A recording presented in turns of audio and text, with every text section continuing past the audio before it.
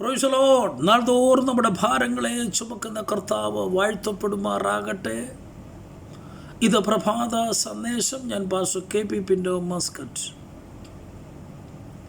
മനുഷ്യൻ പരാശ്രയ ജീവി എന്ന് നമ്മൾ കേട്ടിട്ടുണ്ട്.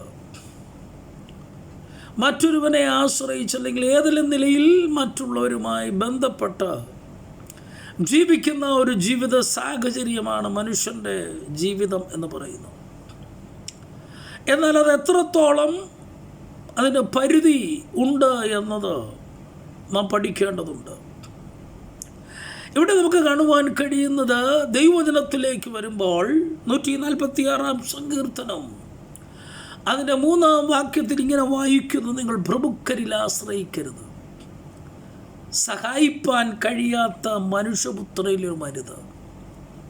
അവൻ്റെ ശ്വാസം പോകുന്നു, അവൻ മണ്ണിലേക്ക് തിരിയുന്നു, അന്ന് തന്നെ അവൻ്റെ നിരൂപണങ്ങൾ നശിക്കുന്നു. ഏറെ ചിന്തനീയമായ ഒരു വാക്കാണ്. ഞാൻ പ്രാരംഭത്തിൽ പറഞ്ഞ മനുഷ്യൻ മറ്റൊരുത്തനെ ആശ്രയിക്കുന്നു. എന്നാൽ നാം എത്രത്തോളം ആശ്രയിക്കണം എന്നത് ദൈവവചനം നമ്മെ പഠിപ്പിക്കുന്നു. മനുഷ്യനെ സംബന്ധിച്ച് അവൻ മറ്റൊരുവനെ സഹായിക്കുന്നതിന്, മറ്റൊരുവനിൽ ചാരേണ്ടതിന് ചില പരിധികളുണ്ട്, പരിമിതികളുണ്ട്. ഒരു മനുഷ്യന് മറ്റൊരു മനുഷ്യനെ സഹായിക്കുവാൻ ചില പരിധികളുണ്ട്, പരിമിതികളുണ്ട്. അതുകൊണ്ടാണ് ഇവിടെ സങ്കീർത്തനക്കാരൻ ഓർപ്പിച്ചത്, നിങ്ങൾ പ്രഭുക്കന്മാരിൽ ആശ്രയിക്കരുത്.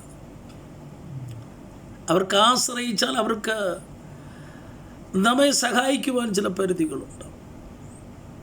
അവിടെ ഒരു വാക്ക് ഈ പ്രഭാതത്തിൽ നാം ചിന്തിക്കുന്നത് നല്ലതാണ്. സഹായിപ്പാൻ കഴിയാത്ത ചില മേഖലകളിൽ മനുഷ്യന് നമ്മളെ സഹായിപ്പാൻ കഴിയത്തില്ല.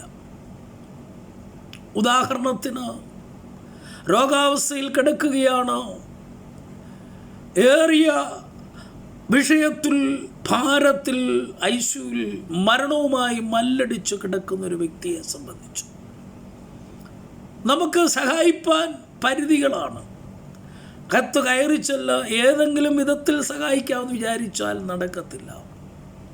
അപ്പോൾ ചില സാഹചര്യങ്ങളിൽ നമുക്ക് കടന്നു ചെല്ലുവാൻ കഴിയാത്ത, സഹായിപ്പാൻ കഴിയാത്ത ചിലയിടങ്ങളുണ്ട്.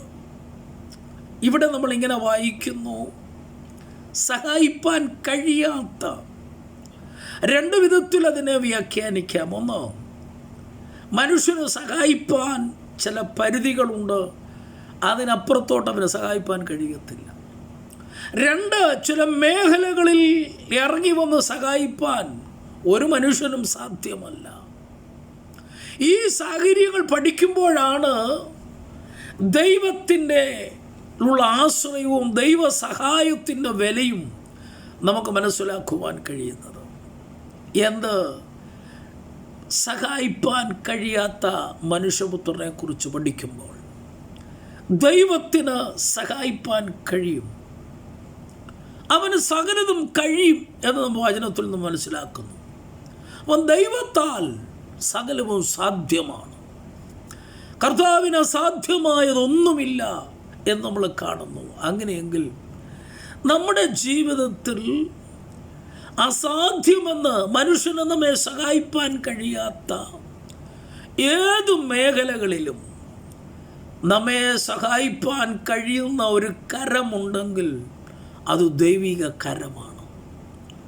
നമ്മുടെ സ്വന്തക്കാരായിരിക്കാം, സ്വന്തം മാതാപിതാക്കളായിരിക്കാം, സ്വന്തം കൂടപ്പിറപ്പുകളായിരിക്കാം, എന്തിനു പറയണം, സ്വന്തം തലമുറകളായിരിക്കാം.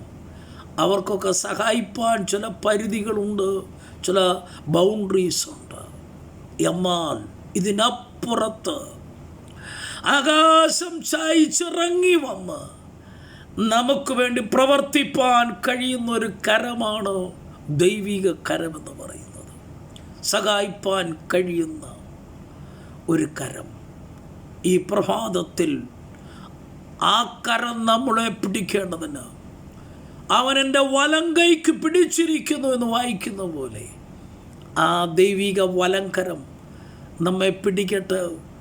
ഈ പ്രഭാതത്തിൽ ആ ദൈവിക കരത്തിൻ്റെ ശക്തിയും വലിപ്പവും മനസ്സിലാക്കുവാൻ ദൈവം നമ്മളെ എല്ലാവരെയും സഹായിക്കട്ടെ.